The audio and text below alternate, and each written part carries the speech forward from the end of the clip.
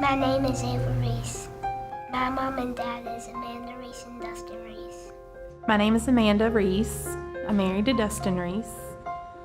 My name is Dustin Reese, and I've been married to Amanda Reese for 10 years. We were married for 2 years before we had our first child, Ava. In 2014, Ava was diagnosed with leukemia. Ava was 3 years old, almost 4, when she was diagnosed. Leading up to before Ava was diagnosed, she was really sick, and I could tell.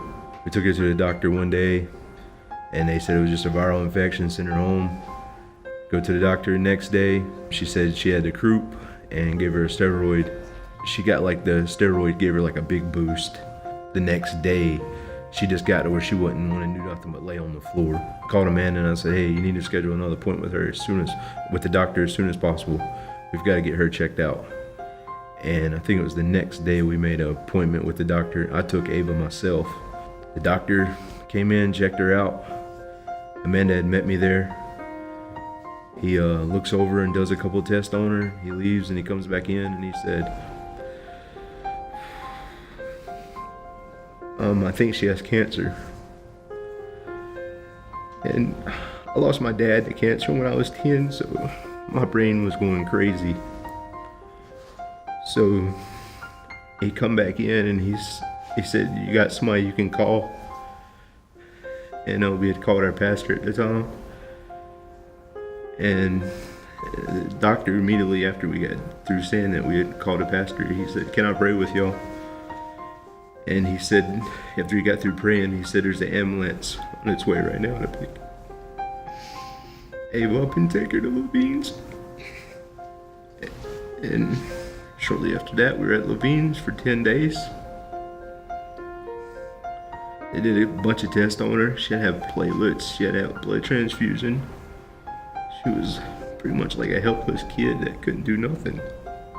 So they ran the test on her and said it could be this cancer. And we won't know until we get the test results back. Next day comes in, we don't have the test result. It was a long period. It seemed like it took forever. And then that following Monday, a doctor came in and said she has cancer, acute lymphoblastic leukemia. And he said, he told us 2 things to do. He told us not to Google it and just pray. I would say that I was upset with God when I heard that Ava had cancer, or possibly had cancer. I felt like why me? What did I do for my child to get this? So I became angry and upset and did all the bargaining, and I promise I'll do this, God, if you make her better, and I'll be a better person. I'll do whatever you want me to do. Just don't let her have cancer. And then we find out she does. So he came in at 2 o'clock, go through the treatment process, and man, it was just hit me and Amanda head on. Wow, all this treatment. Every chemo at home, back and forth to Levine's 3-4 times a week. Ava lost her hair during this whole process. When I found out that it was confirmed that she had leukemia,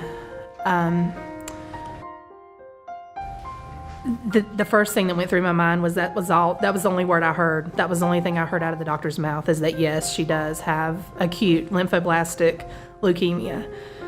Everything else was just a blur after that.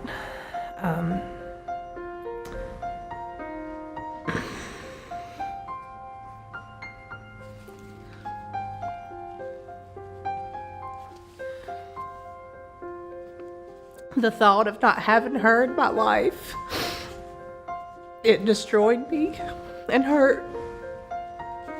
And that was the first thing that I thought about, was how in the world would we make it if something happened to her, if I lost her.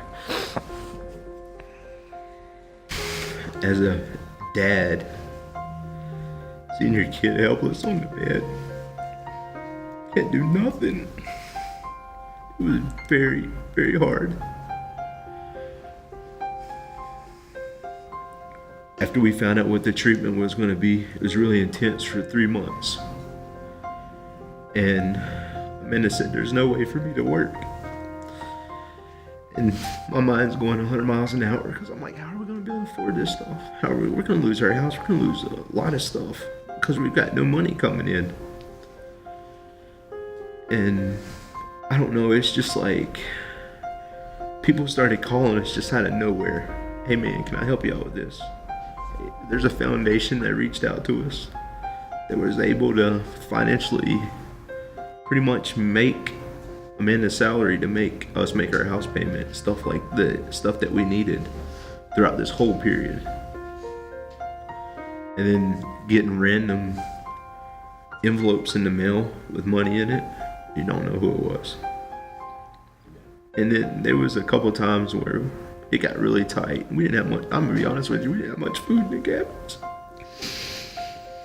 Somebody from this church showed up at our door one night with food. And it's like, bam, it's like God had us. At times I felt alone in the process, but I had an amazing husband who was always there.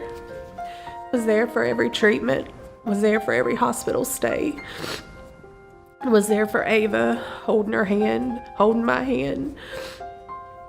There was a lady that we're close friends with that goes to our church. She gave us this plaque.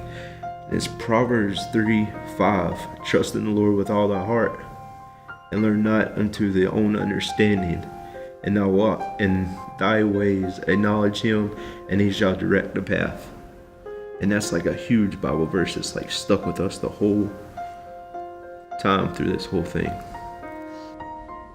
I've never felt so much love and support from church members, from random people, from the community. We were taken care of, and Ava was taken care of. She had a great group of doctors. I thank God that we lived close to a good hospital. About a week before we found out Ava had cancer, we found out Amanda was pregnant with Olivia. And it was like life was going good, everything was great. Bam, you get hit with this. We had a lot of emotions going on during that time. We were excited about the new baby on the way, but then we get hit with this huge storm with Ava's diagnosis. So I had a lot of anger. I was still happy about the new baby, but this extreme sadness overwhelmed me with Ava's diagnosis. So then when Ava was going through her treatment and stuff, the doctors was like, hey, you gotta be careful, you're pregnant. If you Amanda had to watch with the chemo, because if the chemo would have got in her bloodstream, like for instance, if urine or something like that, and you gotta think Ava is 3, almost 4, and she was just starting to get potty trained. And she stayed in the bed with us because she wanted to be close to us all the time. So if she had an accident in the bed, leak through the diaper, it can get Amanda's bloodstream, and it can do something to Olivia. So at the end of Ava's treatment, toward the end of Ava's treatment, the most intense part of her treatment was when Olivia was born. So it was like after going through this storm and this terrible time, we got our little sunshine, our little rainbow, our little bit of joy. Olivia was born.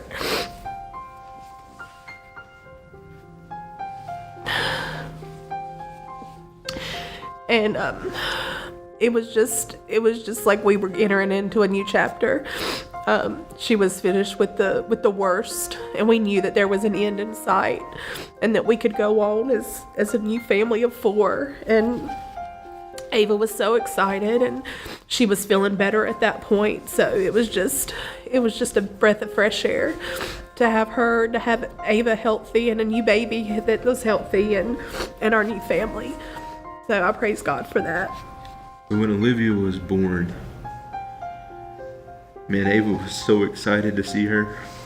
And you got Ava bald headed. She had no hair. Just loving on Olivia. And she was so excited.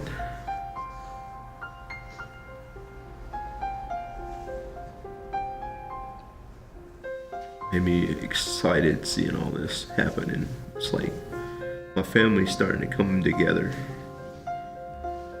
Olivia being here, Olivia brought so much excitement and joy, and it just seems like she lifted all the stress off of us. And the process of Ava's treatments, it went by quick. Every little victory that we had with Ava's treatment, every time that she got a good report, every time that she did well on a port access when they had to give her chemo, or that her numbers looked good, or that she got better after being in the hospital stay, we praise God, and we thank God every time. We thank God that we praised, just like the song says, we praise you in the storm. We praised him in the storm. We praised him while we were going through it, because he's our God and he has helped us and he got us through the storm.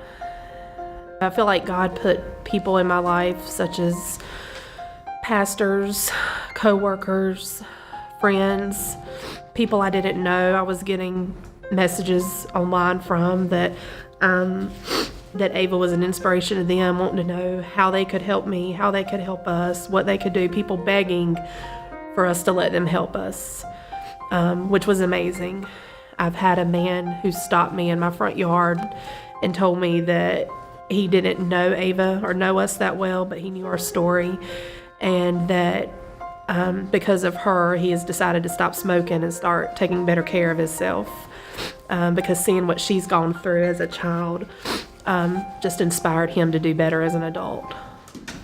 I've had people come up to me and said, hey man, God's going to use Ava for his glory. And he's like, dude, you're like a huge testimony, you and your family, how y'all stayed strong through this whole deal. And I've had numerous people walk up to me and tell me that.